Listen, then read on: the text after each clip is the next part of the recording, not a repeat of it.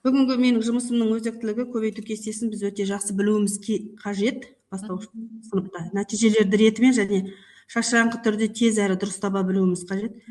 Өмірде қолдана білуіміз қажет.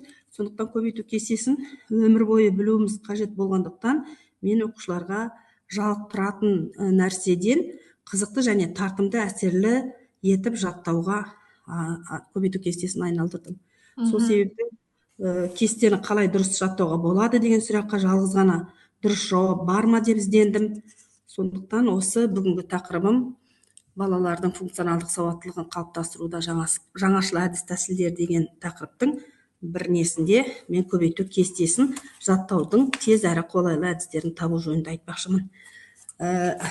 Жалғастыратын болсам, міндеттер қойдым. Әртүрлі тәсілдерді осыған дейін қолдану арқылы көбейту кестесін қалай жаттаудың әдістерін іздеп көрдім, интернеттен көрдім, алдыңғы тәжірибелі ұстаздардан қарастырдым. Содан кейін барып өзім бірнеше әдістерді қолданып көрдім және жадынама құрдым, ойын түрінде құрастырдым ойындар. Содан кейінгі қазіргі заманауи осы қазіргі бүгінгі күнде мен дүкендердегі ойыншықтардан, кубик рубиктардан әртүрлі нелерді қолданып жатырмын. Ойын түрінде қазір көрсетемін, оны мен тақырыптарды көрсете отырайын. Қазір сіздерде міне балалар сабақтың үстінде жаттап алған кестені тез қолданып отыр. Мынау кубик рубиктар, міне қолымда да бар. Осы кубик рубиктарды қазір мен сабақ үстінде балалардың қолдарының моторикасы жетіледі. Одан басқа мынау көбейту кестесін шашыраңқы түрде жан-жақты қолданыста, әртүрлі тақырыпта, әртүрлі осындай тақырыптарда және тағы да мынадай кубик рубиктің әр қырын ашқан сайын сол қырларында көбейту кестелерінің әртүрлі жағдайлары кездескен. Бөлу мен тексеру жағдайлары, бірдей көбейткіштерді көбейту жағдайлары, нөлге көбейту жағдайлары, бірге көбейту жағдайлары қарастырылған. Бұған дейінгі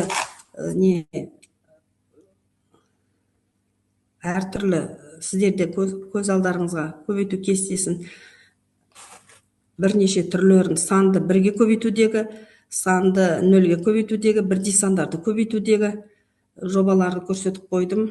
Нөлмен аяқталатын сандарды қалай көбейтуге болатын және көбейткіштердің орнын ауыстырғанмен көбейтудің өзгермейтін ережесіне сүйенген көбейту кестесінің ережелері және 2, 3, 4 кестесі жеңіл жатталатын жағдайды қарастырдым. 5-ке көбейту, барлық мысалдарды 5-ке көбейткенде 5 пен 0-ге ғана аяқталатын жағдайын қарастырдым.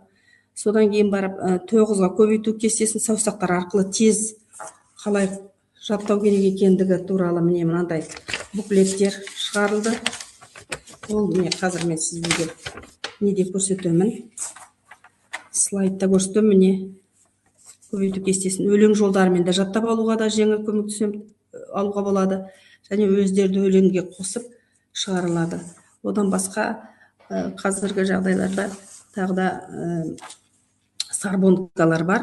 Ол Париж университетінің атымен аталған көпшілікте қолданылатын осы шетелдік сөздерден тұрады. Бұл таблица кестесі, көбейту кестесін кішкентай бумага қағаздарда бір жағына кестенің таблицаларын, кестелерді жазып қойыңдар. Мысалы 7 көбейту 8, екінші жағына сол 7 көбейту 8-дің жауабы 56-ны. Мұндай кішкентай қағаздарды алып ойнағанда балалар білген көбейту кестесін бір жағына қояды, білмегенін білмедім деп артқа қояды да, келесі жолы сол білмеген көбейту кестесін ары қарай тағы да қосымша дайындалады. Сөйтіп барлық әрі 5-10 минут сайын сабақтың үстінде де қолданылады. Бұл үлкен эффективность, бұл нелерді қолданғанда сарбонкаларды. 3 жағдайды қарастырамыз. Балалар барлық көбейту элементтерін ұғынады. Сосын жиі қолданыста болғандықтан бастарында естеріне сақталады, ойын арқылы қолданылғанда. Сосын тағы да бір жағдай қазір көрсетейін сіздерге. Кез келген санды 9-ға бөлгенде сол сан цифрларының қосындысы 9-ға бөлгенде шығатын қалатын жағдайын қарастырдым. Бұл 4-ші класста оқылып жатыр қазір. Бұл жерде бірнеше санның қосындысын қандай да бір санға бөлгенде шыққан қалдық әр қосылғышты сол санға бөлгенде шығатын қалдықтың қосындысына тең болатындығы жөнінде балалар 1-2 рет қолданыста болып үйреніп алғаннан кейін тез шығарады. Мысалы 23-ті 7-ге бөлгенде 2 қалдық қалатынын бірден айтады. Себебі 2 мен 3, 23 саны 2 мен 3-ке қосып аламыз. Ол 5, 7-ні 2-ге бөлеміз, 3 қалдық қалады. 3-тен және 1 қалдық қалады. Және 7-ні 3-ке бөлгенде 2 қалдық, 2-ден келеді де 1 қалдық қалады. 1-ге 1-ді қосқанда 2, міне осылай тез орындай алады. Әріптестерім түсінбей жататын болса, артынан нөміріме қосымша хабарласып, ары қарай жалғастыруға болады. Сосын көбейту заңдылықтарының мағынасы көбейту мен бөлу кестелерін толық түсінудің негізі. Сондықтан барлық 2 санынан 9-ға дейінгі көбейту кестесін заучивать етіп, қайта-қайта қолданыста шатаспау үшін мен балаларға бірден 2 санын көбейтуді үйреткен, кестесін үйреткеннен кейін бірыңғай 0-мен аяқталатын сан бізде 40, 10, 20, 30, 40 сандары 4-еу ғана. 1-мен аяқталатын 2 сан бар, 21 мен 81. 2-мен аяқталатын 12, 32, 42, 72 кестеде көріп тұрғандай. 3-мен аяқталатын сан 1-ақ, ол 63.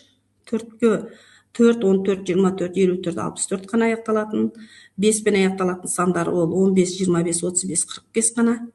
6-мен аяқталатын сан 6, 16, 36, 56, 27 1 ғана 7-мен аяқталатын сан.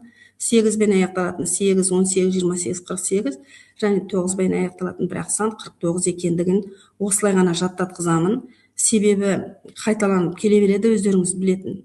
2-ні 6-ға көбейтсек 12, 6-ны 2-ге көбейтсек 12. Бірден уже олар ұғынып жаттап алған. Сондықтан бас аяғы міне осы кестеде көрініп тұрған барлық сандарды ғана көбейту кестесін еске дұрыстап тұрып оңдап жаттап алады. Қиналмайды сабақта. Кез келген кестелер қолданыста болады. Міне тексеруге кестені қалай жаттағанын тексеру барысында осындай қолданыста сабақта қолданатын мынау балалардың жұмысы. Көптеген жұмыстар осылай атқарылады.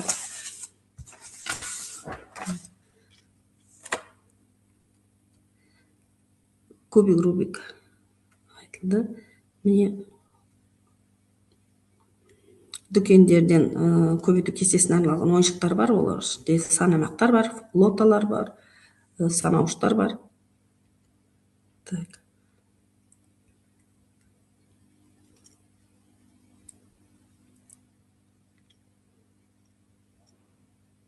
Менің айтайын деген жұмысқа қолданып жүрген сабағымдағы өзімнің тәжірибеммен бөліскім келген.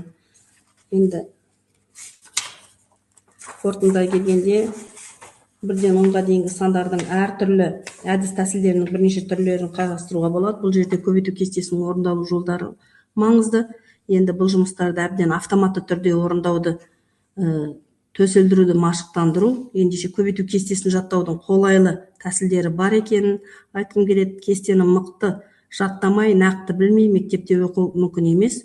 Өмірде қолдану жиі қолданғандықтан көбейту кестесін оқу, оның түрлі сиқырлары мен құпияларын білу қызықты әрі тез және оңай. Міне осыдан кейін аталмыш тақырыптың аңдатпасына сай бүгінгі тапсырманы орындадым деп ойлаймын.